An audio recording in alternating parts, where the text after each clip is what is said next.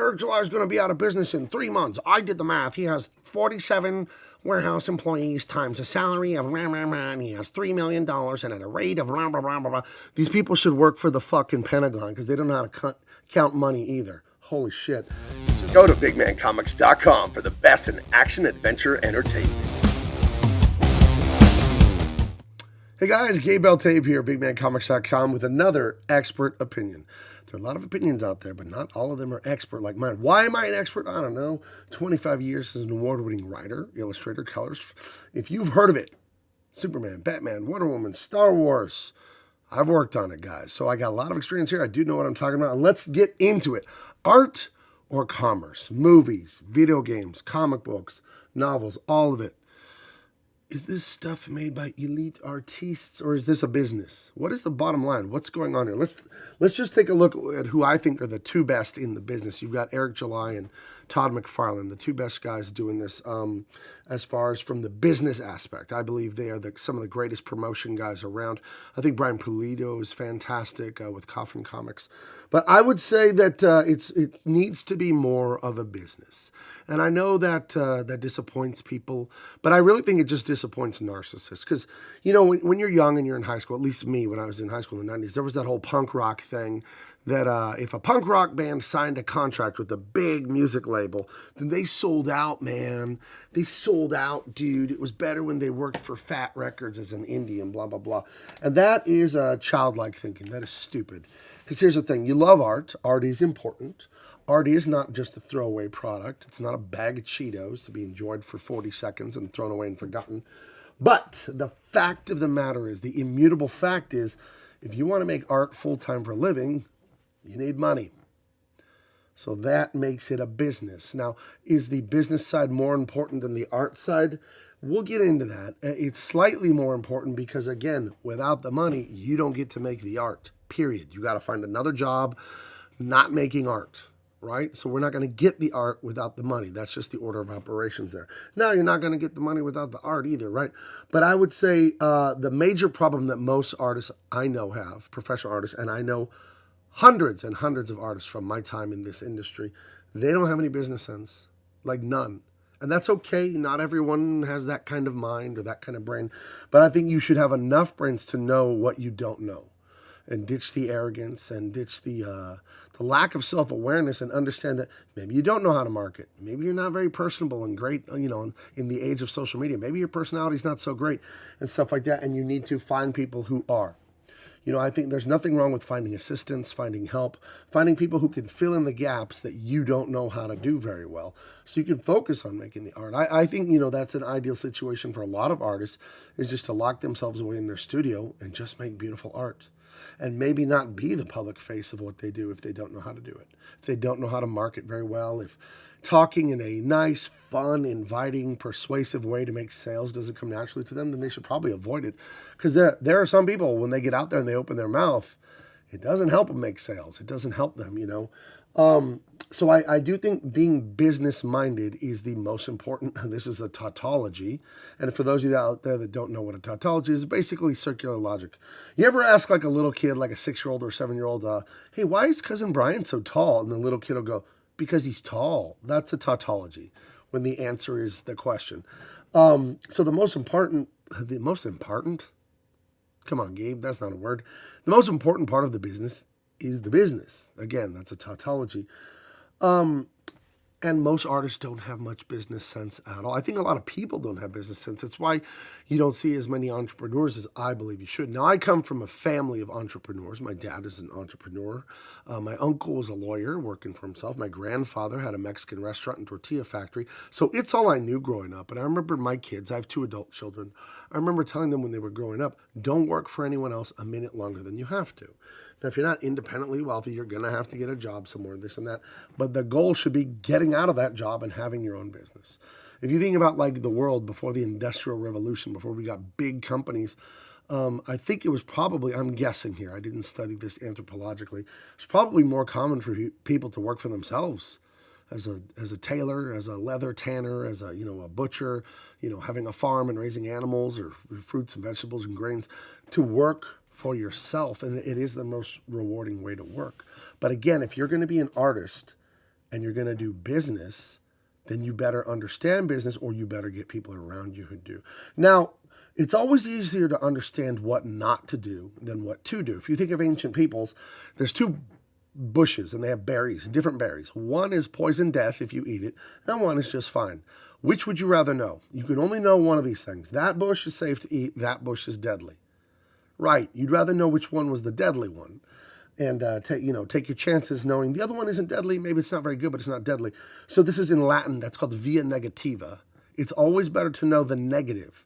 That's why in life I don't get upset when something fails or doesn't work, because there is no true such thing as failure unless you choose to quit. So when we have little failures in business, you do a promotion, you put out a product, you try something and it doesn't work, that's a gift. That's a gift from God. That's a gift from the universe, because now you know not to go that way in the future. You don't have to waste any time doing that again. It's like knowing don't eat those berries off that bush. Those ones are poisonous. So Eric July, I think it's kind of amazing that he's run laps around people in the indie comics scene. And what he's doing is very simple, but most people don't have the discipline to do it. And I would say here's what he's doing. He's delivering on what he said and when he said he would do it. And he's avoiding drama and nonsense that takes away from his brand name. Those are the two things he's doing. So is he delivering on what he said? All the quality of the books. You know, there's detractors and 3D assets and all this complaints. Like, all books have their problems. All projects everywhere. Pizza joint, a computer company, a comic book company. Every last company has its issues, its challenges, its problems. So I'm not going to get on him about that, because is everything I do perfect? Is anything anyone does always perfect? No. So that's silly. That's people nitpicking because they hate him, not because they actually care about a mistake or an oversight or something like that. Because it's the big picture from 40,000 feet, that big picture view of what Eric is doing. That's all that really matters. It's not the little nitpicky, oh, there was you missed a comma in this word balloon or whatever. I'm not saying that happened, but you know what I mean. Like, yeah, that stuff shouldn't happen. But if you print thousands and thousands of pages of comic books, I'm sorry, there's going to at least be a grammar error, spelling error, at least one in thousands and thousands of pages. And we're not going to beat it up, because every company, every product, everyone who's bold enough to try and do something, that kind of stuff happens. But I would say via negativa, right? Let's talk about this concept of what not to do. So what to do is to make the product and do what you said for the customers. So let's flip that. You claim you can make a product, you don't make it, it's taking years, it's delayed, you're not very good at it when it comes out, and then you're making excuses and lying to the customers, not giving any customer satisfaction. And that is what not to do. And you see people do it. I think the indie sphere gives people a little bit too much freedom for those that can't handle it, and they get really excited, and they get all these big ideas, and they talk all this big stuff. And then when it comes to the boring, mundane work behind the scenes, well, that's not fun. That's not super chats and all this laughing and crying tears laughing and having a good time on YouTube. There's actually the majority of what I do and what Eric July and Todd McFarlane, what everyone does to make this great entertainment for you, is boring behind closed door stuff that you will never see. And I've been sitting for hours for the last few weeks just typing. I've written 2 120-page graphic novels in the last month, and I'm writing my third, and I'll have it done this week. So Big Man Comics is going to be up to about 5 releases in 2025. The new one I'm writing is amazing. I won't tell you what it's about just yet, but it's called Tripoli, like the city in Libya. And it's got some military action. We'll just leave it at that. It's awesome, and it's about fathers and sons, a theme that I hit a lot in my work that I think is so important. But if you came into my house and watched me in my office type away on my iPad, writing the script for this thing, it's not thrilling and exciting to watch me type that. But it's the work that a lot of lazy artists are not willing to do. They're more interested in the fun and the candy and the glitter and the streamers. It's like being a football player, right? I told you guys, I played forever, I coached forever. And football, you don't win the game. Let's go to high school football. You don't win the high school football game on Friday night. When you play Friday night at 7 p.m. against the other school, that's not when you win the game. You win the game on Monday, Tuesday, Wednesday, Thursday. All the practice, all the film study, all the exercise, and all the weightlifting, that's when you win. So when I make great products, when Eric July makes great products at the Rippaverse, and you see their detractors are wrong. Oh, Eric July is going to be out of business in 3 months. I did the math. He has 47 warehouse employees times a salary of and he has $3 million and at a rate of blah, blah, blah, blah, blah. These people should work for the fucking Pentagon because they don't know how to count money either. Holy shit. It's just funny to watch all the doomsayers just be wronger than wrong. But getting the work done behind the scenes in the quiet times in your studio, in your office, that's where it's all really happening. It's that football practice, again, during the week that wins the game on Friday. Friday's just for fun. Friday's the icing on the cake. We got to win Monday through Thursday or you can forget about Friday. And that's the same thing as sitting your ass down and getting the work done. And I think most people never reach their potential. I think that's a tragedy. And I'll close it on this because they don't look at the world in the correct way. Most people worry about their goals. And I'm here to tell you that's a loser's mindset. That's a child's mindset. I want this. That's what your goal is. Nobody cares. You shouldn't care. You should know what your goal is, and you should know the path to your goal. You should know those things.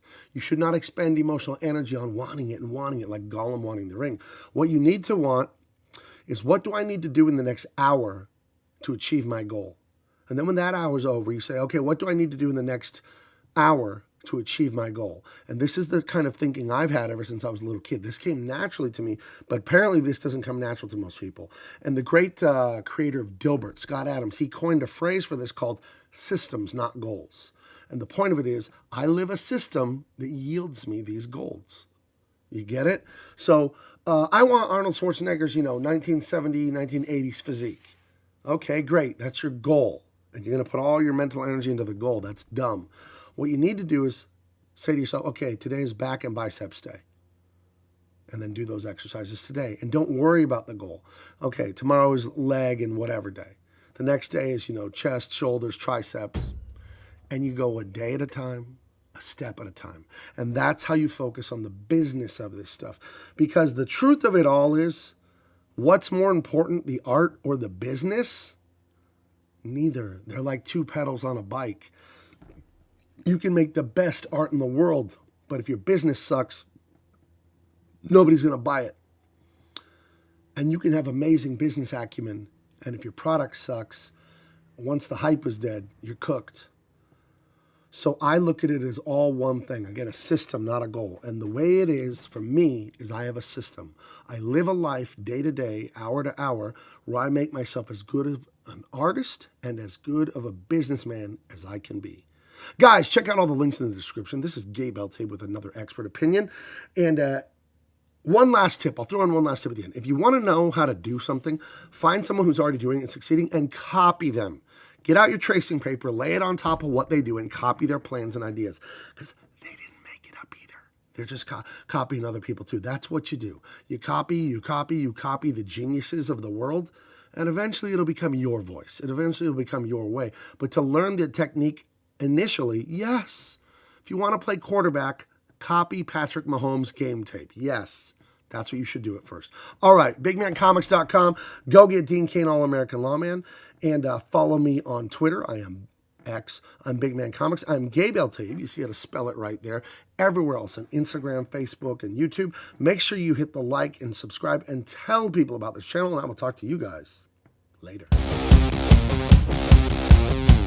Thank you for watching. Make sure to follow us on social media and go to bigmancomics.com.